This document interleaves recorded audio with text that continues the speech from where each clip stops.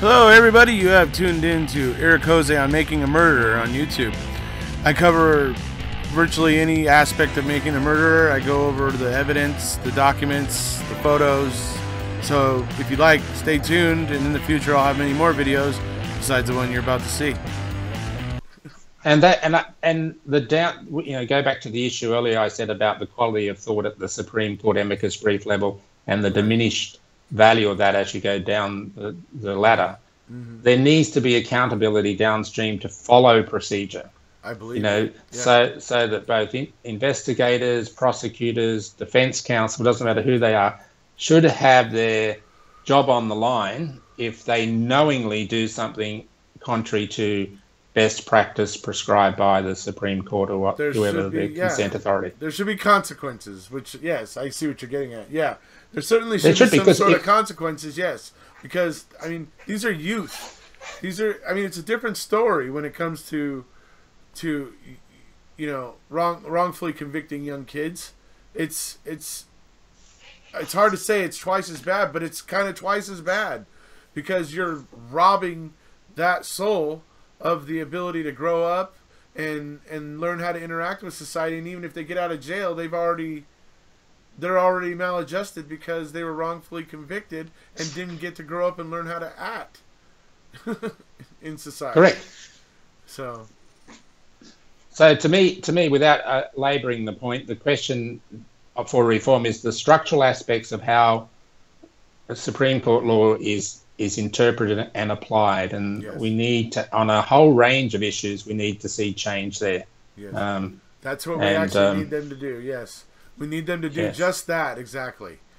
What we don't, it's kind of a sticky subject. What we don't really want is we don't really want them to make new law. Okay. No. We don't want them to really do that, because if they do, on one side of the token, it's great for juveniles. Okay. Great for juveniles moving forward. If they do that, though, it doesn't help Brendan. And that is the unfortunate part. So that's why this is all about asking the Supreme Court to just reaffirm and make all the lower courts get back in line with the fact that juveniles require special care, and you need to properly weigh the aspects that are that pertain to each individual suspect as they come through the court. You need to actually do this weighing of the circumstances type of thing. And they just need to crack the whip again and get everybody back in line, because everybody's kind of gotten lax because it's been 40 years since the Supreme Court said anything. So they're like, okay, they're not, they're probably never going to do anything about it. So now that's why we need them to actually say something, so that everybody starts to pay attention to what DNA and what modern social studies are teaching us, and basically move into the modern age. Yeah. Act like the Renaissance happened at some point in human history. Act like the Age of Enlightenment happened at some point in history, and let's figure out that we need to kind of make adjustments and move forward here. Anyway. And we need to be in the pursuit of truth, right? Not in the pursuit of convictions. Absolutely. And clearly that latter part is being what's dominating a lot of these cases in more recent times. Yeah. Well, it's like you heard me talk about. The part I was getting so heated about in my last video that I did, the one with about the Innocence Project's amicus brief. At the end of that, the thing I'm getting so heated about was the Devante Sanford case. Yes.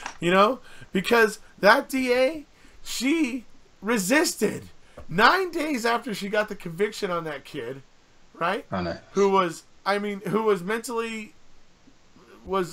really mentally limited or had limitations, more so I think than even Brendan, and all that. And what happened to him, the way that they came and asked him, he gave him a story that was complete crap. It didn't make any sense. They go back, they get him, they fact feed him some things so that whatever he spits back will actually have some of the true facts of the case in it.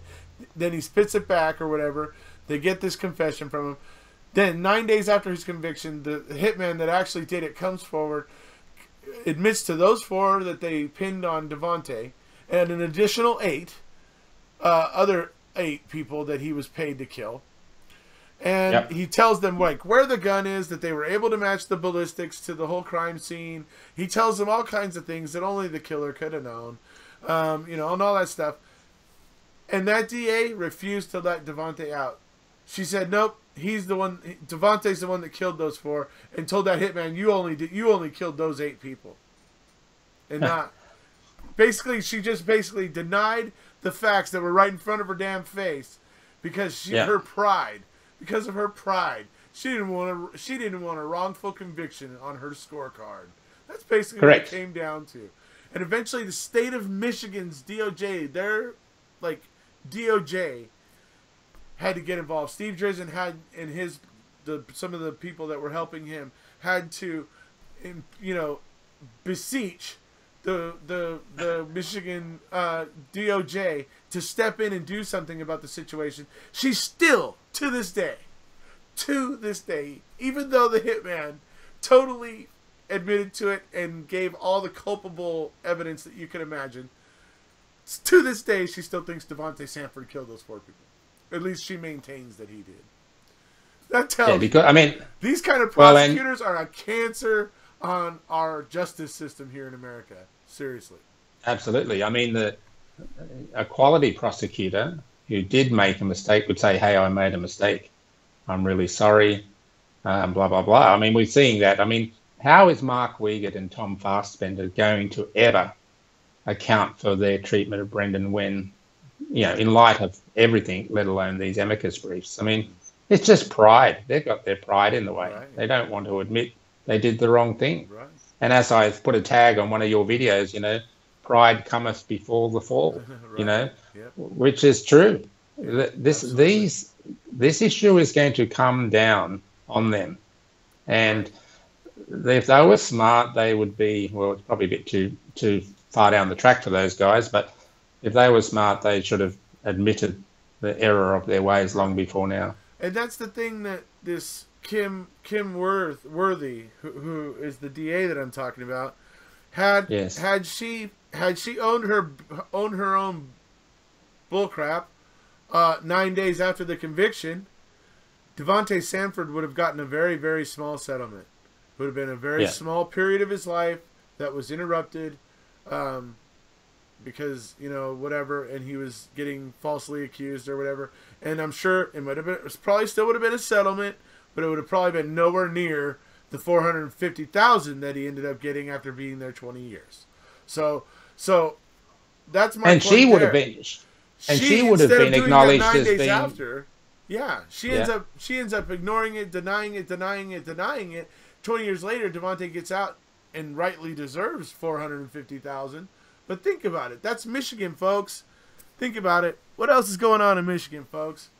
What do you think Michigan could use some freaking money for there in Michigan, folks? Flint, Michigan's got some pretty crappy water. You know what I mean? Flint, Michigan is in some bad freaking shape. And I'm sure $450,000 could probably go a long way to help. You know what I mean? I don't know. Anyway. Do you think there's something wrong in the water in the Great Lakes? It washes on the shores of Wisconsin as well, So there's some common factor there. Could be. Yeah. It's Kucharski's aliens, man. It's the aliens. They're putting something in the lakes. That Chinese space station is about to land somewhere around or come enter Earth's atmosphere today. So maybe it'll come down in the Great Lakes somewhere. Who knows? But just to finish that point about that prosecutor, if she after 9 days had said, "Look, someone's come forward, we've made a dreadful mistake here," so she would have been heralded as being honest and open, notwithstanding she made a mistake. Yes. Right. She would have only given herself more credibility. Look, this came up. Look, we got to get this guy out. She would have only endeared herself to the public by doing that. Correct. And the settlement would have been less. In my mind, there's every reason for her to have done the right thing there, and she still didn't. Yeah. She still let it go the way she let it go. And I think I personally think that is criminal, and I think she should be held accountable for it. I do too, because I work in professional life. I'm a financial advisor and accountant. If I do something wrong that causes harm, I get sued, and rightfully so. Right. And I can lose my right to practice, and my livelihood can be affected. And if I do something really bad, I can go to prison, right? Right. So I'm an accountable person. I'm happy to be accountable because it heightens my ethics. It heightens my regard for all the issues that are relevant when you're dealing with the affairs of other people. Right. And I'm dealing with money. These people are dealing with people's lives, yes. Right? And their liberty. And not freedom.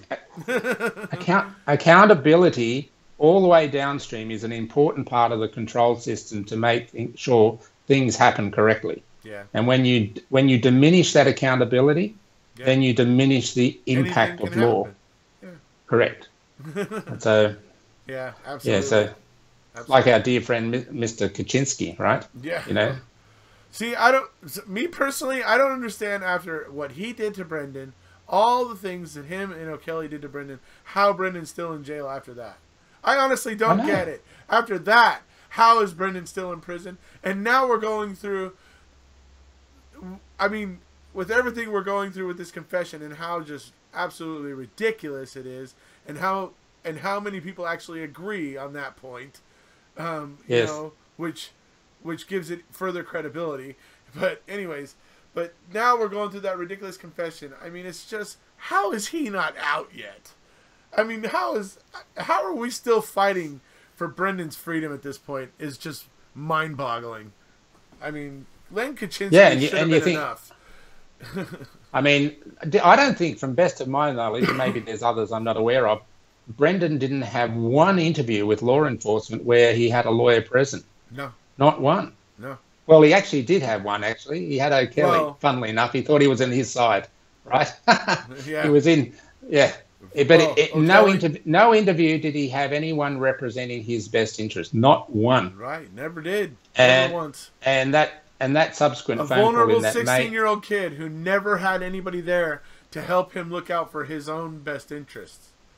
He was just left alone to the wolves, you know? He was a lamb to the slaughter.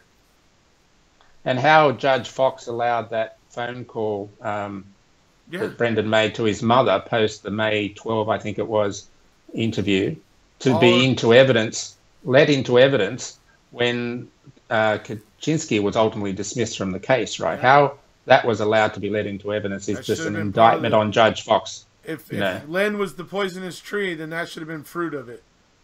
Correct. In my mind. So. And that's what I mean about accountability. Kaczynski should be accountable for decisions like that. Judge Fox should be accountable for decisions like that, in as much as if they do things that the law says they shouldn't do, and realistically it does, then Brendan shouldn't be the victim of their bad decisions. Right. That's the point for me. But they can be bad, it seems, and be incompetent, it seems, and have no consequences for that. That's the weakness. Yeah. Yeah. Yeah.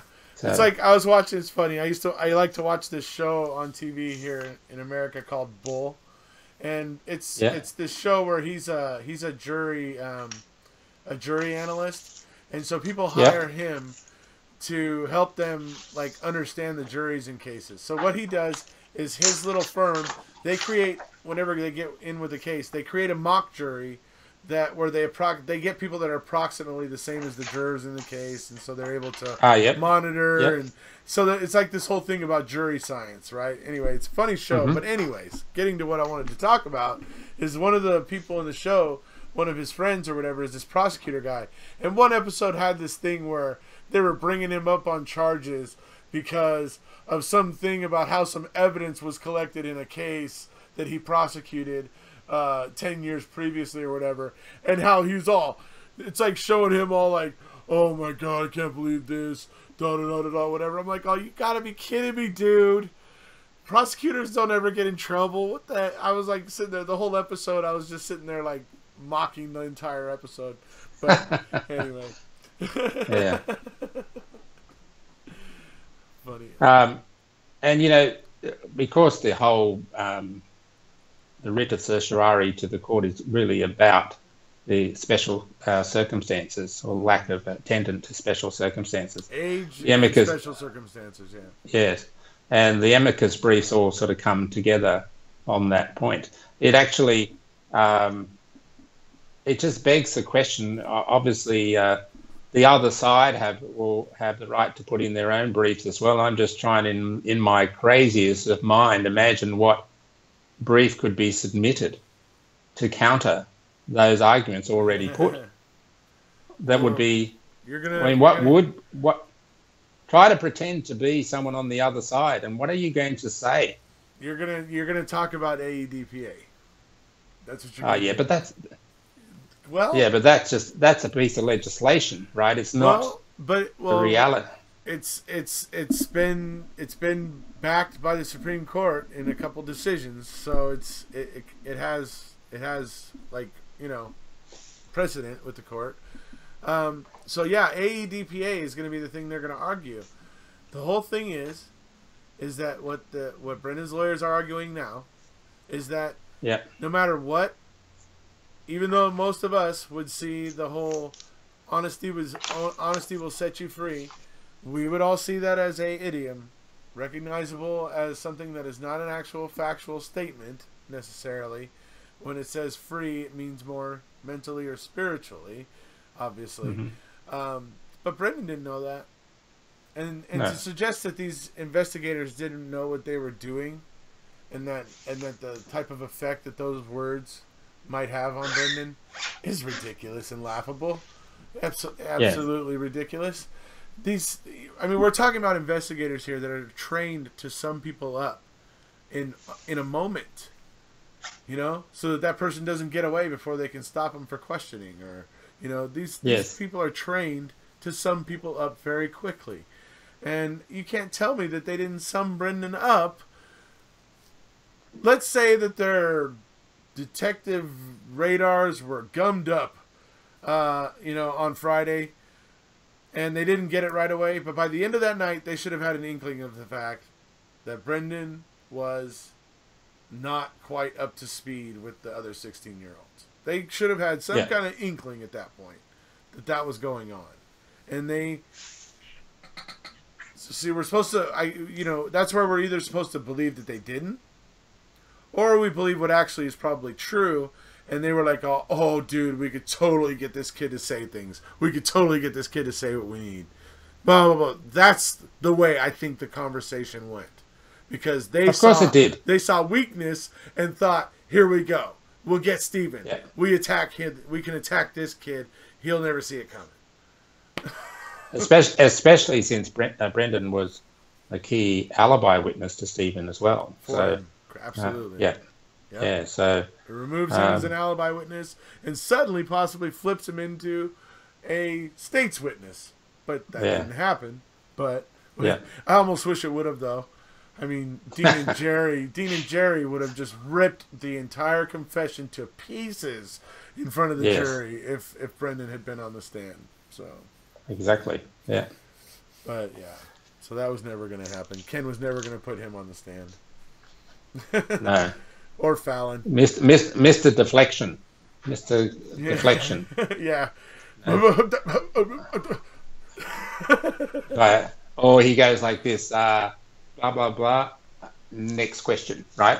Right. He always walks away from a question he doesn't want to answer. Right? Oh, dude, the way he talks in the press conference when that one reporter is confronting him about the sex thing and about the forceful sex with the one victim of domestic violence or whatever, and to hear him wiggling and squirming and offering his little angles and firing back at the reporter and the things that he was saying, it was just like, you just think you are just the greatest thing in the world, don't you, Mr. Kratz? It's just like, holy crap, this guy thinks he is just like the greatest thing ever given to the world. You know, I mean, his arguments and the things that he said and the way that he kept trying to turn it around on the reporter and make the reporter feel like he was doing the wrong thing. The reporter's like, I've been a reporter for years, Kratz. I know. I crossed my I's and dotted my T's on this.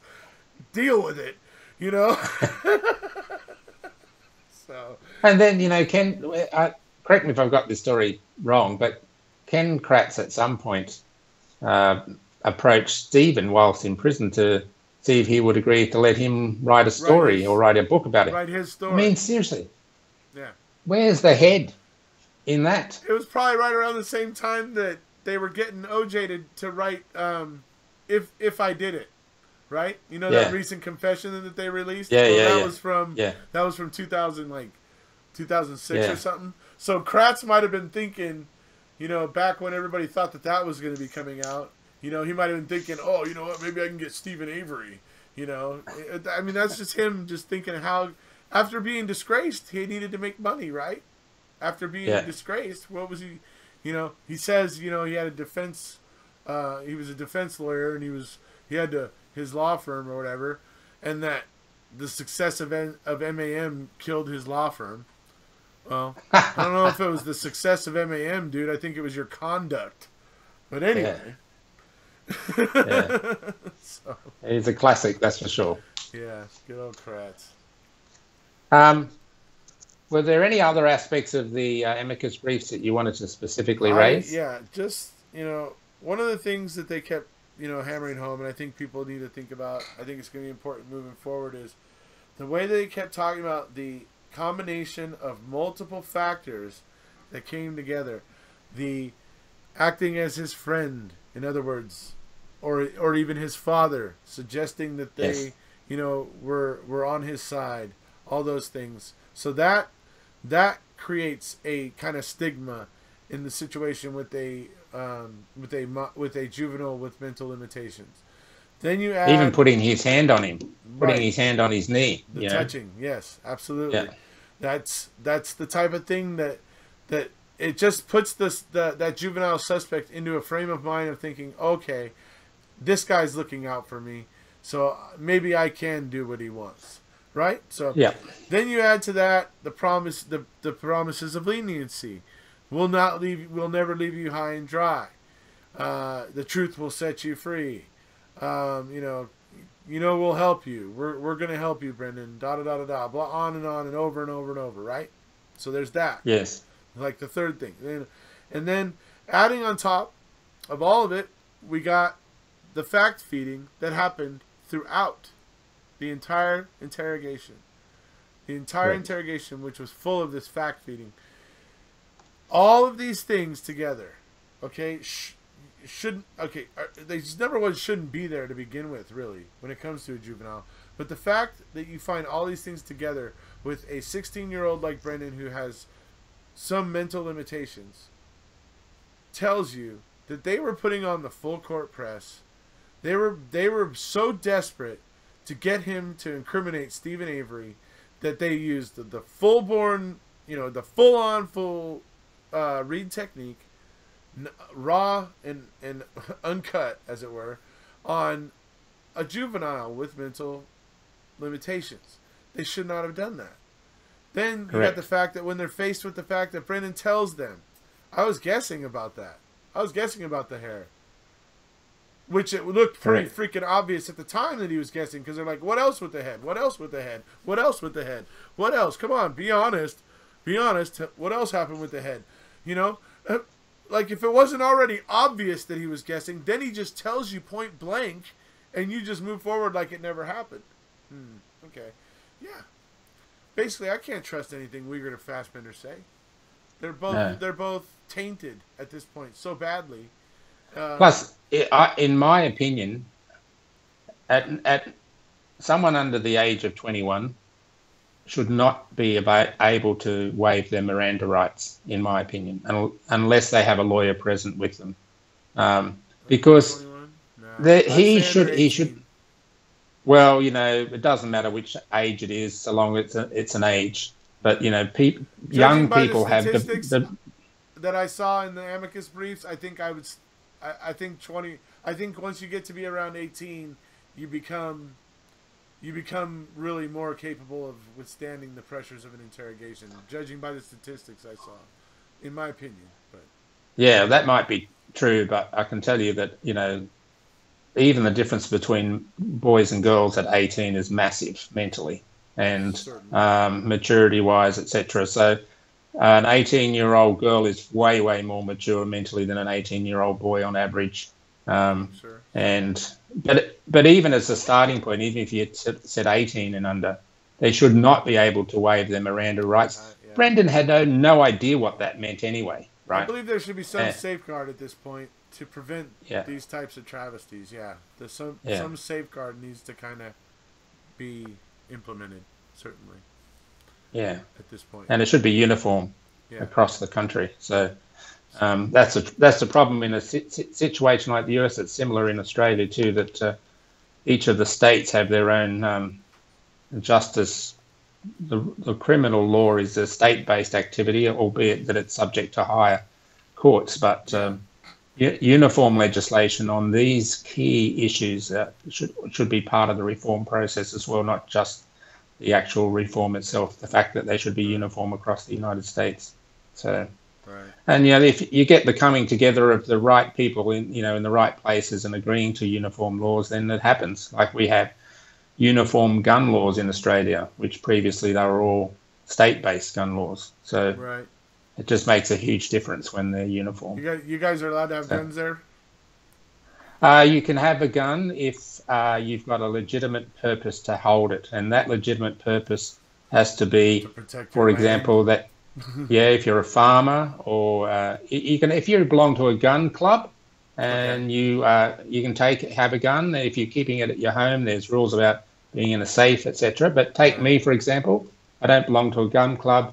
I don't need a gun to shoot vermin. I'm not legally allowed to own a gun in Australia, given my circumstances, nor a handgun or any gun. I'm not allowed to own one.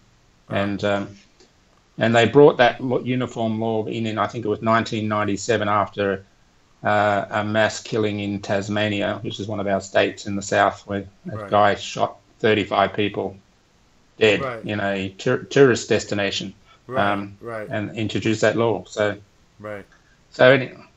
people, I mean, I would never see a gun except in a policeman's hands ever in everyday life. I never seen them. I don't see them a whole lot myself, Mark. But I mean, on occasion I do. Like recently, my aunt bought a shotgun. They were actually going hunting, but she had bought one to go hunting with her husband, and so I saw one recently actually, but I don't see them all the time. But that's because the people that I know that have them take care of them responsibly. And that's fine. Are in the safe. And they're where they should be, locked up, where people can't get them and do knucklehead stuff with them. So that's why I don't see them exactly a whole bunch, because the people I know are responsible gun owners. So and give me a reason why anyone needs to own an automatic machine gun type gun at all. Rapid fires, we don't need that. That's unnecessary. So they should be out. That's another discussion. Those should be outlawed for the public. That's unnecessary. Yeah. And it will cut down on some of this, mass shooting crap. I mean, at least that's right. At least put these guys on a playing field a little bit closer to us.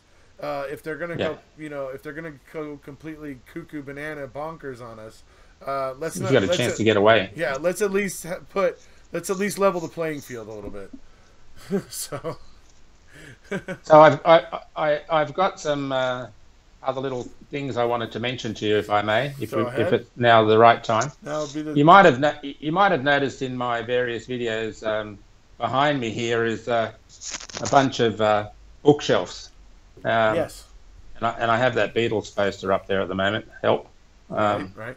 I hung that there in honor of what we're trying to do here, and to match your Abbey Road photo in the background. Right. So anyway, while I was waiting, Beatles are awesome. So they are, and while I was waiting to have this discussion with you, thought I might try to go to the bookshelf. There's dozens and dozens of books there, many of which I either haven't read at all or haven't read for a long time, and see if I could tell a story from picking a few books off the shelf. Right. So I've got 5 books here that hopefully tell, or 6 actually, that tell a story. So this is my first one. So this book is called Cold, Cold Heart.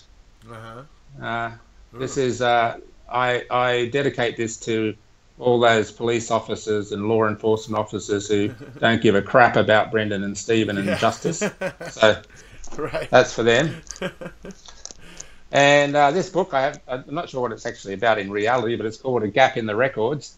I think that's probably appropriate for this case. That's where AQ is. He was a gap. Yeah. And then this other one called Honest Cop. There hasn't been too many sold of this one, but it's called Revealing Accounts of Australians Who Stood Up to Corruption and Suffered the Consequences. So in other words, police officers who spoke out. And it's a good book to have a read of. Now, a very Australian book. This is appropriate. We have an expression. This is called "It's your shout, mate." Right? Now, in Australia, we use the expression "your shout" when it's your time to buy a beer, right? So if you're at the pub and you're having a drink and you go, "It's your shout, mate," bartender, right? Okay. Yeah, you've got to go and get the beer. But I thought this would be appropriate because you've been hammering home quite appropriately that everyone should be shouting out about the issues of Brendan and Stephen. Sure. So it's everyone's time to shout out. Right. Okay, so I thought that was part of the story. Because it's hard for him to do it inside of a prison. Exactly. And this book is appropriate after the boys are released, which I'm sure they will be. It's called Dancing at the Victory Cafe. Right. Yeah, so there you go. That's what will be happening once it's all done. I know. Now there's a couple of other things I've got for you. This one I thought would be appropriate. It's called The Voyages of Captain Cook. I talked about him in my top 30, my top 25 Brits, I believe. Yeah. He's one of the discoverers or European discoverers of the continent of Australia, and I thought he'd have a nice alliance with Captain Crunch and that Scottish guy, right? So that's a book I thought was appropriate. And two other things to finalise. This is in light of your last Amicus brief summary. This is a bar of soap, box of soap, or a soap box, if you like, right? Yep. So I thought I'd present that to you for your next little oratory that you'd want to give on something. This is your little mini soap box to get on top of. For my next rant. And for your next rant, and the actual soap that came out of it, that's for Paul. Those Brits are famous for not showering too often, so he can have that. We lost your video. Did you? I can see you okay, but anyway. Yeah, I can see me too, but your video is like all dark and not moving. It's frozen. Oh, is it? Oh, okay. Can you hear my voice all right? I can hear you, though, yes. Okay, so I'll just continue on with the verbal side. So there's a bar of soap for Paul just to help with things in Scotland. Yeah. And finally, because it's Easter, here's an Easter egg. That's the real reason they started wearing kilts, by the way. That's right. Yeah. And here's an Easter egg. Happy Easter to you and everyone representing the interests of Stephen and Brendan. Oh, awesome. That's it for me. Happy Easter. Happy Easter to everybody, actually. Yeah. That was pretty good. I kind of like the Captain Cook one. I like that. Like I said, I love Blackadder. I don't know if you ever watched Blackadder, but yeah, well, Rowan Atkinson's a classic. Of course. Absolutely. But Blackadder he made some jokes about Captain Cook in one of the seasons of Blackadder that just had me rolling. Like, the fact that he ended up getting killed by villagers in Africa or natives in Africa when he landed there at some point, I think it was, or something. Which is funny because he talked about him ending up in the villager's pot, and it's a really funny part. Anyway, so I threw Captain Cook into the top 25 with Paul because I expected him to have a little bit more of a Blackadder IQ, but not so much. But anyway, so yeah. All right. Well, it has been an absolute pleasure, my friend. I look and with you, thank you very much. And that'll be All the best to you, and we'll look forward to another chat soon. Absolutely. Soon as we can, I think. As soon as the next interesting thing, which may be on May 10th, by the way, that's when the state's brief is coming. And at that point, I guess the same day is when all of the amicus briefs in favor of the state are supposed to be due or coming along at that point as well. So that will be the next interesting point where we all get to read those and kibitz about that. So, alrighty, buddy. We'll see you next time. All the best. Take care. You have a good one. Bye now.